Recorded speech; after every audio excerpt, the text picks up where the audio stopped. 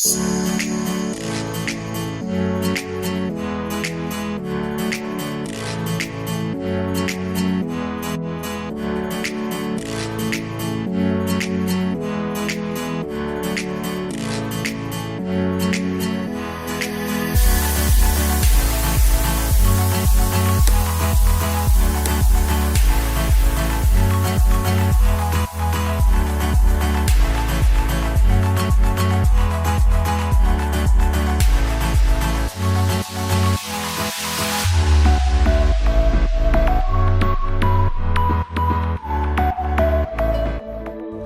دید که مور در آتش افتاده و هلاک می شود و قرار داد که آن را از شعله آتش بیرون آورد.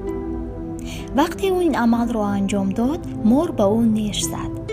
مرد از تأثیر زهر مور درد جانکاهی را حس نموده مور را هوا داد و آن دوباره به آتش افتاد.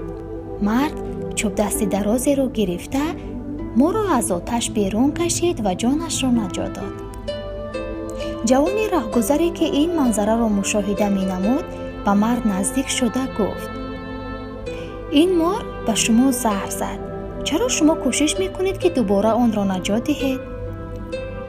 مرد جواب داد: طبیعت خزنده ها نیش زدن است و این نباید طبیعت مرا که کمک رسانیدن است تغییر دهد. به خاطر آن که نفر شما را آزار داد جوهر خویش را دیگر نکنید. در همه حالت نکوکاری را پیشه کنید، اما احتیاطکار بودن نیز از منفیت خالی نیست.